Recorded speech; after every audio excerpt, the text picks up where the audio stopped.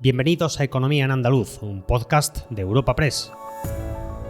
En este espacio repasamos cada semana las principales noticias económicas de nuestra comunidad. Estos son los temas que han marcado la información económica de Andalucía esta semana. Tenemos un problema desde el punto de vista económico que ya está afectando al PIB andaluz casi en un punto en nuestra capacidad de riqueza, de crecimiento y de generación de empleo. Ya tenemos un problema real en nuestra economía como consecuencia de que no hay agua y el sector primario se está viendo clarísimamente afectado. Todo el mundo lo está viendo. La situación es crítica, tal y como hemos escuchado esta semana en palabras del presidente andaluz en relación a la falta de agua. Andalucía necesita 30 días de lluvias continuadas como mínimo para que no comiencen en el próximo verano restricciones en capitales como Sevilla, Córdoba o Málaga. El sector primario y la industria andaluza ya se están resintiendo y necesitamos hacer un esfuerzo de contención del consumo. Viendo esta situación, es normal que la sequía continúe siendo uno de los temas centrales de la economía andaluza esta semana. Pero también analizaremos en este podcast los titulares que lanzó la consejera de Economía en el encuentro informativo de Europa Press. Espacio patrocinado por la Asociación de Trabajadores Autónomos ATA. Tal y como le hemos contado esta semana en Europa Press, el próximo 29 de enero el Gobierno andaluz aprobará su cuarto decreto de sequía, con una dotación de casi 200 millones de euros, de los que 50 irán destinados a medidas de ayuda al sector agroalimentario. Tras reunirse el Comité de Expertos para el Seguimiento de la Sequía, Moreno ha pedido a todos un esfuerzo de contención en el consumo de agua y ha señalado que con este decreto, en total, la Junta habrá invertido 500 millones en obras hídricas y actuaciones clave. Esta era la advertencia del presidente andaluz. Estamos en una situación extrema y esto no se trata de alarmar, pero se trata de ser realista. Extrema. Tenemos embalses que están en situaciones como nunca antes habíamos visto. Tenemos una media que está en torno a un 20%, pero con provincias que están muy por debajo de ese 20%, provincias que están un 13, un 12 o por debajo de un 10% de reservas hídricas. Por tanto, estamos hablando que es que tenemos muy poco tiempo de margen. Tenemos a 500.000 de ciudadanos andaluces que ya tienen limitación en su abastecimiento. 500.000 de andaluces y tenemos alrededor de 7 millones de ciudadanos que ya de una u otra manera se empiezan a limitar el común y libre consumo de agua. O sea, 7 millones donde en algunos sitios ya te prohíben regar, en a la piscina, etcétera, etcétera. Ante esta situación, los regantes afrontan la campaña con menos del 5% de sus necesidades de agua cubiertas, a pesar de que las últimas lluvias han mejorado sensiblemente algunas zonas de Andalucía.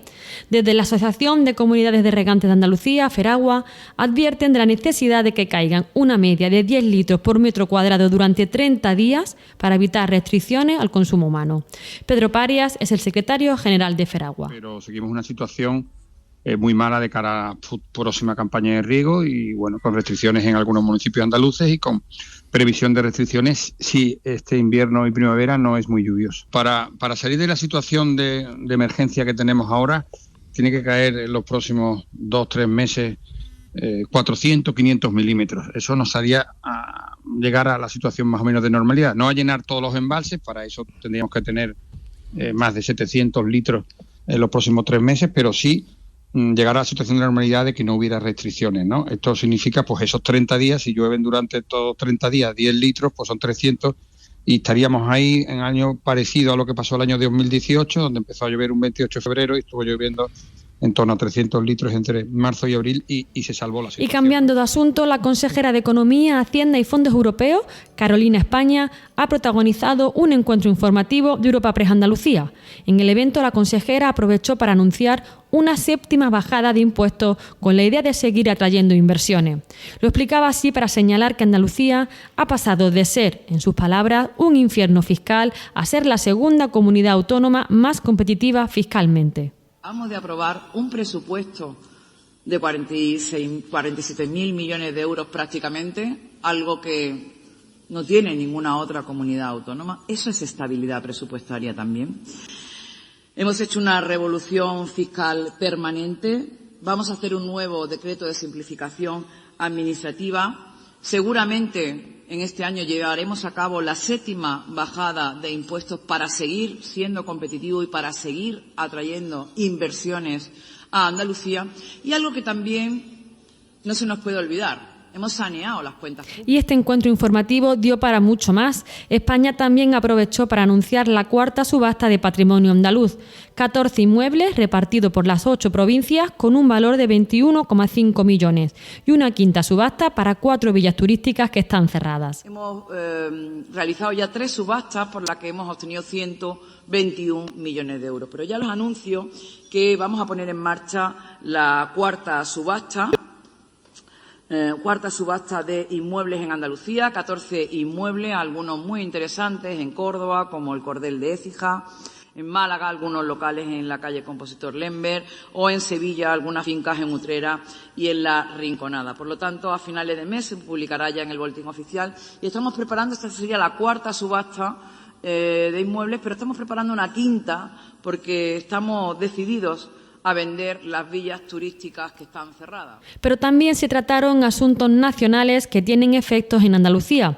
Así, la consejera explicó que Andalucía está dispuesta a la vía judicial contra lo que llamó fraude constitucional al incentivar fiscalmente a las empresas que en su momento abandonaron Cataluña debido al proceso independentista catalán, vinculado al referéndum del 1 de octubre de 2017 y que decidan regresar a esa comunidad. Bien, hemos conocido recientemente la posibilidad de conceder incentivos a las empresas que en su momento salieron huyendo del proceso, salieron huyendo de Cataluña, muchas de ellas instaladas en Andalucía. Estamos hablando de más de 700 empresas.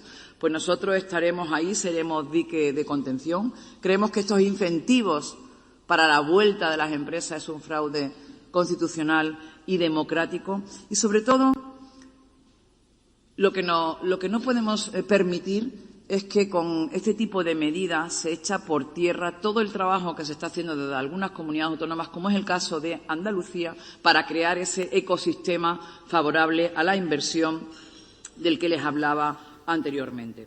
Y por último, tras conocer que unos 400.000 andaluces se beneficiarán de la 5ª subida del salario mínimo interprofesional, situándolo en 1.134 euros, la consejera de Economía ha pedido al Gobierno central deflactar el IRPF para todos los españoles que tributan en la renta y no solo para aquellos que reciben el salario mínimo interprofesional.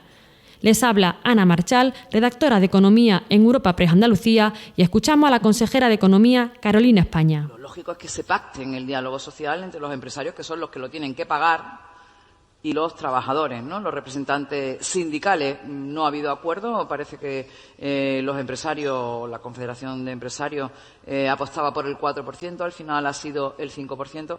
Pero tanto que se le llena la boca hablando del diálogo social, yo creo que se debería haber hecho un pacto importante. Y, lógicamente, hay que recordar que ha sido una propuesta del presidente Feijóo el que se elevara el mínimo exento, esa deflactación, para que el 45% de la subida del salario mínimo no se la lleve Hacienda vía impuestos. Por lo tanto, yo creo que ha sido acertado, una vez más, pues bueno, que han rectificado y han acertado. Pero ¿por qué no hacen esa deflactación no solo para los que cobran el salario mínimo, sino para todos los españoles que tributamos en la renta?